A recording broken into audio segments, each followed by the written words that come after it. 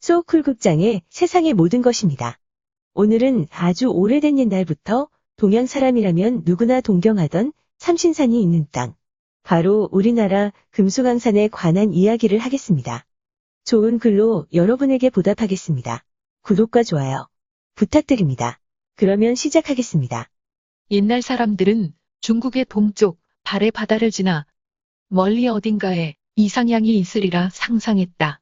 발해의 동쪽으로 몇 억 마일이나 되는지 알 수 없는 먼 곳에 거대한 계곡이 있는데 그 계곡에 물이 고여있는 커다란 연못을 옛날 사람들은 귀허라고 불렀다.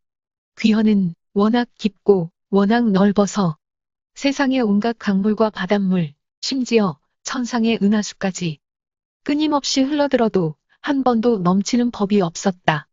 그래서 옛날 사람들은 바다가 넘쳐서 육지로 침범하지 않을 거라는 것을 믿고 안심하고 살 수 있었다. 귀허에는 대여와 원교, 방호와 영주 그리고 복내로 불리는 5개의 신령한 산, 즉 오신산이 있었다. 그 산들은 높이와 둘레가 3만 리가 넘었고 산꼭대기의 평지도 9천리나 되었으며 산과 산 사이는 마치 이웃집처럼 보였지만 그 거리는 자그마치 7만 리나 되었다. 산 위에는 황금으로 지은 궁전이 있었는데 백옥으로 만든 누대가 있었고 신선들이 사는 곳이었다. 그곳에 사는 선인들은 모두 흰옷을 입고 있었으며 등에 날개가 달렸다. 그들은 낮이든 밤이든 넓은 바다 위나 맑고 푸른 하늘을 새처럼 자유롭게 훨훨 날아서 돌아다녔다. 그곳에 사는 짐승들은 모두 순백색이었으며 산 곳곳에는 아름다운 옥이 열리는 나무들이 무더기로 자라고 있었다. 그 열매들은 너무나 맛있을 뿐만 아니라 먹으면 늙지 않고 불로장생하는 효험도 가지고 있었다. 그런데 오신산에 사는 신선들에게도 한 가지 고민이 있었다. 그것은 바로 이 5개의 신령한 산이 넓은 바다 위에 붕 떠 있어서 그 아래쪽에 버틸 수 있는 뿌리가 없었기 때문이다. 보통 때는 괜찮았지만 심한 바람이 불어 파도가 치기 시작하면 정처 없이 떠다녀야만 했다. 고민하다 못해 신선들은 하늘에 계신 천재에게 이 문제를 해결해달라고 호소했다. 천재는 섬들이 떠내려가 신선들이 거처를 잃을까 걱정이 되었다. 그래서 바람과 바다의 신 우광에게 명령을 내려 15마리의 거대한 거북에게 그들의 등으로 섬을 떠받치게 하였다. 거북들은 3교대로 자기네들에게 주어진 임무를 수행했는데 6만 년에 한 번씩 교대했다. 거북이 그들의 등으로 섬을 떠받든 이후부터 5개의 산은 비로소 안정을 찾을 수 있었다.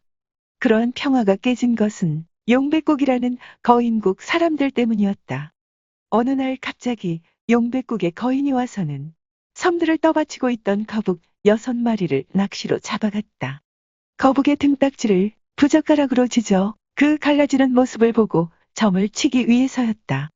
그리하여 대여와 원교 2 신령한 산은 속절없이 떠내려가다가 마침내 바다에 가라앉고 말았다.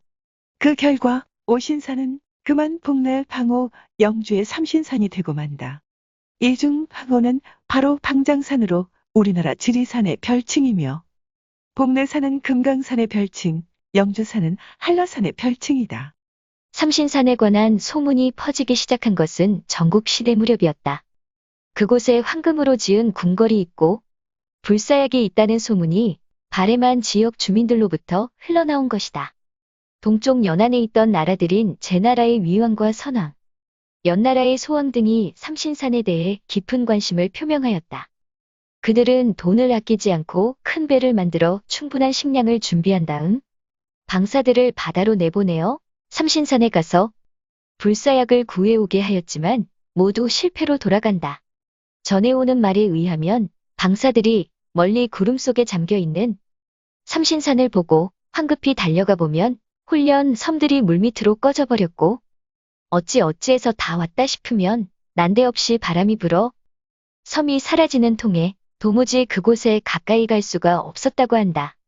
전국시대에 막을 내린 진시황이 제위 28년이 되던 해 산동지방 낭야에 왔을 때 그곳에서 제나라 출신의 방사 서부를 만난다.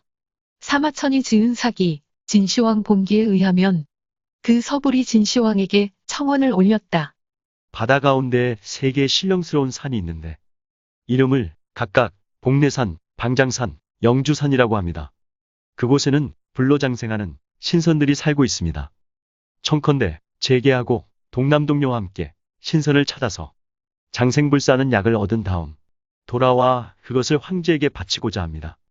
진시황이 회의, 청원을 받아들여서 방사, 서불을 대장으로 하고 순결한 소년 소녀 500명과 다수의 대원으로 이루어진 대선단은 산동반도를 떠나 동쪽으로 삼신산을 찾아 나섰다. 그러나 이들은 끝내 돌아오지 않아 그 귀착지는 영원한 미스터리로 남았다. 그러나 영주산, 즉 한라산 아래에 위치한 제주도 서귀포, 방장산, 즉 지리산 아래에 있는 전남 구례, 경남 남해, 거제 외도, 전남 여수 등 한반도 곳곳에 서불이 이곳을 지나가다 라는 뜻을 가진 서불과차, 서불과지, 서불과처 라는 글씨와 기록 그리고 전설 등이 전해지고 있다. 특히 서귀포 정방 폭포 암벽에 새겨진 서불과지는 중요한 역사적 자료가 된다. 잘 아시다시피 서귀포라는 지명도 바로 서불이 도착했다는 전설에서 비롯한 것이다. 사마천은 서불이 들판과 넓은 못을 얻게 되자 그곳에 머물러 왕이 되고 결국 돌아오지 않았다고 사기에서 결론을 내린다. 실제로 예전부터 중국은 우리나라를 삼신산이 있는 신선의 땅으로 동경해왔다. 유한은 회남자에서 동방의 군자의 나라가 있다고 표현하였으며 중국의 위대한 시인 두보는 방장산은 바다 건너 사만의 인내라고 노래했다. 공자 같은 성현도 동이의 나라에 가서 살고 싶다 라고 말한 것을 볼 때 진실로 우리나라는 중국인들에게는 꿈속에서라도 가보고 싶은 유토피아였다. 우리나라에도 삼신산에 관한 이야기가 많이 있다. 여러분도 잘 아시다시피 인공 연못인 신라 경주의 안압지에는 모두 3개의 섬이 있다. 이 3개의 섬은 삼신산을 의미한다. 또 1993년에 발견되어 현재 국립부여박물관에 전시되고 있는 백제금동대학로는 삼신산 중의 하나인 복례산을 소재로 하고 그곳에서 유유히 논이는 신선들과 상서로운 동물의 모습들이 생동적으로 새겨져 있다. 허균은 그의 작품 성소부부고에서 우리나라를 빼고는 삼신산이 있을 수 없으며 영주, 복례도 금강산과 묘양산에서 밖으로 벗어나지 않을 것이 분명하다 라고 적고 있다. 이중환도 그의 책 탱리지에서 세상에서는 금강산을 복례산이라 하고 지리산을 방장산이라 하며 한라산을 영주산이라 하니 이른바 삼신산이다 라고 서술하고 있다. 이렇게 본다면 우리나라는 옛날부터 동양의 모든 사람이 살고 싶어하는 이상적인 땅이었다고 말할 수 있다. 시 한 수 읽어드릴게요. 날이 다하도록 봄을 찾아 헤매었건만 봄은 보지 못하고 집신발로 산언덕의 구름만 밟고 다녔구나. 돌아와 웃으며 매화 잡고 향기 맡으니 봄은 매화가지 끝에 이미 한창이더라. 이 시는 당나라 때 무명의 비구니가 지었다는 봄을 찾아서입니다. 시인은 온종일 들로 산으로 봄 소식을 찾아 헤매다가 찾지 못하고 지친 발걸음으로 집에 돌아옵니다. 와서 보니 자기 집 마당에 있는 매화나무에 봄이 이미 와 있더라는 이야기입니다. 우리가 길을 쓰고 찾아 헤매는 행복이라는 것도 아주 먼 곳이 아니라 우리 가까이에 있지만 우리는 그것을 알지 못하고 밖으로만 찾아다닌다는 이야기일 겁니다. 언제인지 모르게 헬조선이라는 말이 우리 사회에서 일상화하고 당연시되고 있습니다. 우리나라가 지옥과 비견될 정도로 살기 나쁜 나라라는 의미일 겁니다. 아주 틀린 말은 아니라고 생각합니다. 그래도 너무 그렇게 우리 자신과 우리 땅을 비하하는 것이 가슴 아픕니다. 한번 생각을 바꾸면 이 땅이 극락도 되고 천당도 될 수 있다는 생각에서 우리나라가 삼신산을 보유하고 있는 금수강산임을 한번 상기해 보았습니다. 용어 해설에 올리겠습니다. 오신산은 비어에 있었다고 여겨지는 대여, 원교, 방호, 영주 그리고 복례라는 5개의 신령한 산을 말합니다. 천재는 하느님입니다. 그러나 크리스트교의 여호와와 같이 유일무이하고 절대적인 권력을 행사하는 신은 아닙니다. 실제적이기보다는 명분론에 근거한 명칭이라고 볼 수 있습니다. 우강은 중국 신화에 나오는 바다와 바람의 신입니다. 용백국은 신화 속의 나라입니다. 이곳에는 용백이라는 거인들이 살고 있다고 합니다. 삼신산은 복례산, 영주산, 방호산을 지칭합니다.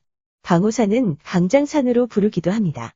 그런데 복례산은 금강산에, 방장산은 지리산에, 영주산은 한라산의 별칭입니다. 따라서 삼신산은 모두 한반도에 있는 산입니다. 방산은 천문의학, 신선술, 정복, 사주관상 등을 연구하는 사람입니다. 한마디로 신선의 술법을 닦는 사람으로 요즘의 말로는 마술사라고 번역할 수 있습니다. 서불은 서복이라고도 부르며 고대 중국 진나라의 방사입니다. 동인은 중국에서 우리나라를 지칭하는 말입니다. 안압지의 원래 명칭은 동궁과 월지입니다.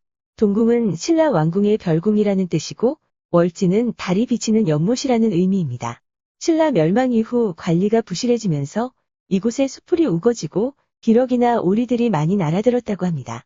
이를 보고 조선시대에 기러기와 오리가 사는 연못이란 의미로 안압지라고 불렀습니다.